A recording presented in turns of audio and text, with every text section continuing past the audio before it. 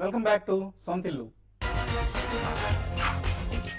తన మలి విడత ఆర్థిక మంత్రిత్వ శాఖ బాధ్యతల్లో భాగంగా పళనియప్పన్ చిదంబరం రియల్ ఎస్టేట్ రంగంపై కూడా దృష్టి సారిస్తున్నట్లుగా కనిపిస్తోంది.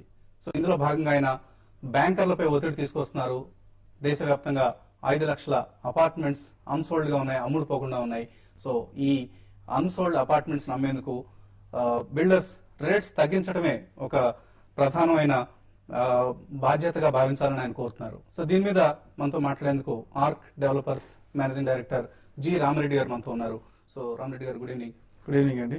అండ్ చిదంబరం అంటున్నారు 5 లక్షల అన్సోల్డ్ అపార్ట్మెంట్స్ దేశవ్యాప్తంగా ఉన్నాయి. సో అన్సోల్డ్ అపార్ట్మెంట్స్ అమ్ముడు పోవాలి అంటే బిల్డర్స్ రేట్స్ తగ్గించడం ఒకటే మార్గం అంటున్నారు. ఓ బిల్డర్ గా దీంతో ఎంతవరకు ఏకీభవిస్తారు మీరు?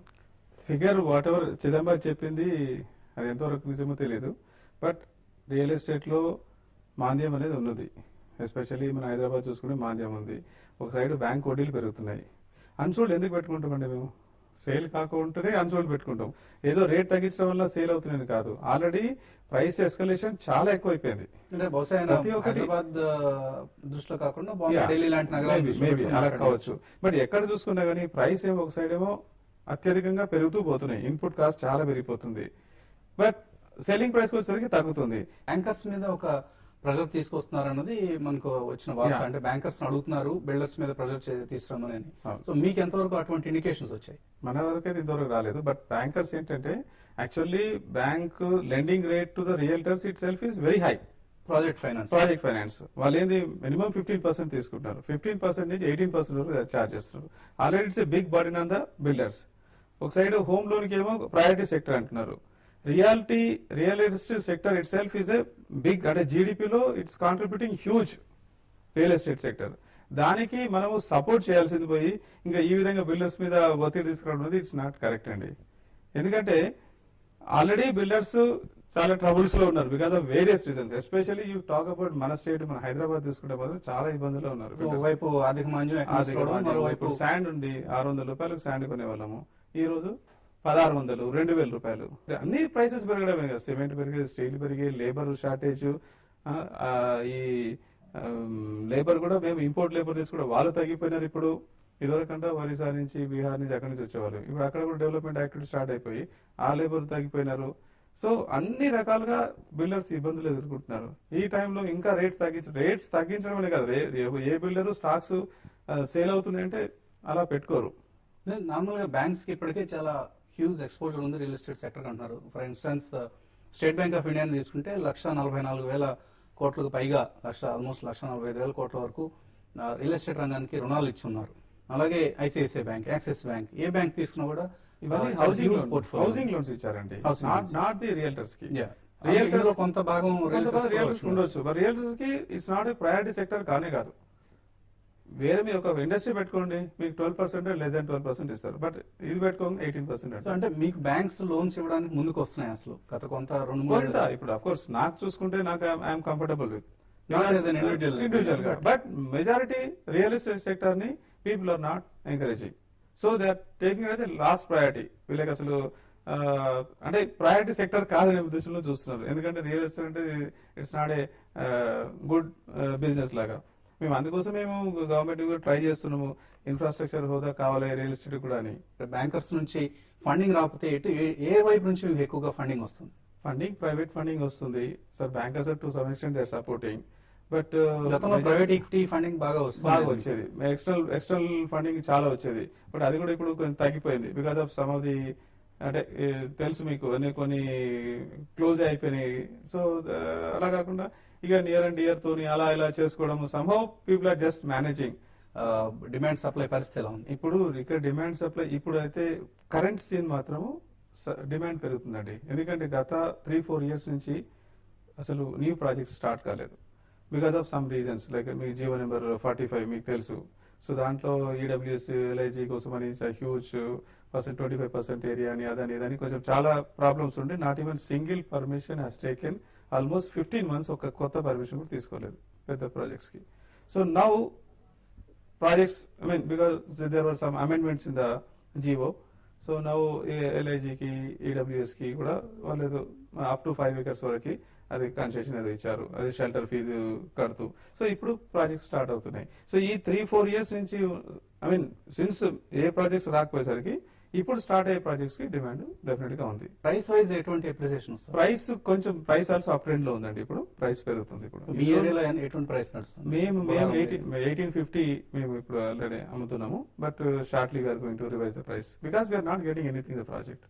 బాగా డిమాండ్ ఉన్న ఏరియాస్ లైక్ గచ్చిబౌలి ఏరియా కావచ్చు. ఇట్ స్టార్ట్స్ ఫ్రమ్ మణికొండ అనుకోండి, ఇట్ స్టార్ట్ ఫ్రమ్ 2300 నుంచి 2700 వరకు ఉంది. Depends upon the project, the facility what they are giving. So Gachibowli అనుకోండి, ఇట్ స్టార్ట్స్ ఫ్రమ్ 3000 రూపీస్ నుంచి 3800. Even some project they are selling at 4000 also. It depends upon the facilities what they are giving, how they are, I mean location, అవన్నీ బట్టి ఉన్నాయి. Last few months లో demand కొంత పెరిగింది అంటున్నారు, అలాగే price కూడా పెరుగుతుందండి. ఇదే ట్రెండ్ కంటిన్యూ అవుతుంది అనుకుంటున్నారు? డెఫినెట్గా కంటిన్యూ అవుతుంది. Situation is very bad, especially major power cut తోని చాలా ఇబ్బందులు ఎదుర్కొంటున్నాం. సెంటిమెంట్ కొంచెం డాంపెన్ గా ఉంది మార్కెట్ లో. అంటే ఇంకా ఇప్పటికీ కూడా మనం గతంలో ఏదైతే భూమి పరిస్థితులు చూసామో ఆ భూమి పరిస్థితులు ఇప్పుడు లేవు. సెంటిమెంట్ ఇప్పటికీ ఇంకా కొంత నెగిటివ్ గానే ప్రతికూలంగానే ఉందని చెప్పుకోవాలి హోమ్ బయర్స్ విషయానికి వస్తే. అలాగే ఎకానమీ కొంత పర్మిట్ చేయట్లేదు, జనం దగ్గర పర్చేసింగ్ పవర్ తగ్గింది లాస్ట్ 3-4 years బ్యాక్ ఉన్న పరిస్థితితో కంపేర్ చేసుకుంటే. సో ఈ పరిస్థితి నుంచి ఎలా బయటపడతాం అనుకుంటున్నారు అసలు? అంటే హౌసింగ్ పరిస్థితి తిరిగి పూర్వ వైభవం సంతరించుకోవడానికి ఎటువంటి చర్యలు అవసరం? మెయిన్లీ మీరు చెప్పినట్టు అన్సర్టినిటీతోనే కొంచెం ఉందండి. బట్ అది కూడా జనాలు కొంచెం అలవాటు పడిపోయినారు. తర్వాత స్పెక్యులేటివ్ బయర్స్ తగ్గిపోయారండి. హోమ్ అంటే end users everybody is buying. So it's a high time to buy in apartment or any property in Hyderabad. High time. So నేను లాస్ట్ టైం కూడా మీకు ఒక ఇంటర్వ్యూలో చెప్పాను, డిస్ట్రిక్ట్స్ లో కూడా you're not getting in this price అండి. So Hyderabad is the best investment right now. It's the best investment. Any real estate లో హైదరాబాద్ బెస్ట్ ఇన్వెస్ట్మెంట్. డిస్ట్రిక్ట్స్ లో ఇప్పుడైతే భూమ్ లో ఉందండి. But how long it will take అనేది it's I always have my own doubt about it because it's a small segment. So ఒక town లో ఎన్ని I mean starting లో బాగుంది, everybody will jump in to that. అరే అక్కడ మన దగ్గర అదే ఉంటుంది, ఒకసారి ఒకరు చేశాడు, that fellow is making good money అని అనగానే వెంటనే so many people will jump in to that. Again there will surplus. So ఎవరైతే లాస్ట్ లో వెళ్తారో వాళ్ళు కొంచెం ఇబ్బంది ఎదుర్కోవాల్సి వస్తుంది మళ్ళీ. అలాగే మహారాష్ట్ర లాంటి స్టేట్స్ లో ఇప్పుడు వ్యాట్ ని విధిస్తున్నారంటున్నారు. మనకు ఆల్రెడీ వ్యాట్ ఇప్పటికే ఆల్రెడీ ఇంప్లిమెంటేషన్ వ్యాట్ ఉంది, సర్వీస్ ట్యాక్స్ ఉంది. ఇప్పుడు చిదంబరం గారు చెప్పినట్లు ఏదో concession they can give in taxes అండి. Almost 35 to 40% we're paying in taxes to the government. Everything whatever your construct దాంట్లో majority portion is goes to taxes. దాంట్లో కొంత relief ఇచ్చేసి ఎండ్ యూజర్ కి చేయొచ్చు. తర్వాత వాళ్ళు మేము సోషల్ హౌసింగ్ అంటున్నాము, ఇది LIG, EWS. వీటికి why only builders has to bear? Yes we take the responsibility.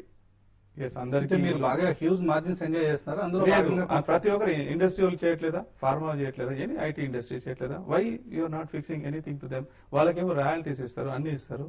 Builders highest కదండి, ఎంత ఎంప్లాయ్మెంట్ జనరేట్ అవుతుంది బిల్డర్స్ మీద? You're looking at only builder. Builder తో పాటు ఎన్ని ఇండస్ట్రీస్ ఉన్నాయి? Industries, cement industry, steel industry, tile industry, manufacturing, ఎన్నో so many manufacturing industries. So much this thing generated, employment generated by the builder community. సో దాన్ని మీరు ప్రయారిటీగా కాకుండా ఆల్వేస్ యూ టు బిల్డర్స్ అనగానే వేరే విధంగా చూస్తా ఉన్నారు. That is not acceptable to us. So Chidambaram గారి డిమాండ్ కి అయితే మీరు ప్రస్తుతానికి తల ఒగ్గే ప్రసక్తి లేదంటున్నారు. తల ఒగ్గడం అని కాదండి, ఇక్కడ అసలు ఛాన్సే లేదు అక్కడ. ఎందుకంటే మేము ఏదో ఆయన ప్రెషర్ పెట్టడం కూడా తగ్గించడానికి కాదు, ఆల్రెడీ మేము తగ్గింపులనే ఉన్నాము. మేము స్టాక్స్ అన్ని పెట్టుకొని అన్సోల్డ్ స్టాక్స్ దేనికోసం పెట్టుకుంటాము? మేము డెఫినెట్ గా మాకు బర్డెనే. The moment you are keeping your stock for more days, it's a burden on you. Definitely we are trying to sell at a lower price.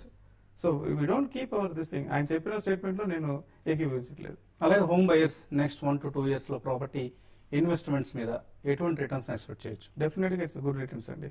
It's right time to buy in Hyderabad. It's best time to buy in Hyderabad. Okay, thank you Rama Reddy గారు. So Hyderabad లో real estate investment కి ఇది సరైన సమయం అంటున్నారు రామరెడ్డి గారు. ఇది ఈ వారం సొంతిల్లు. వచ్చే వారం మరిన్ని విశేషాలతో కొత్త సొంతిల్లు ప్రోగ్రాంలు కలుద్దాం.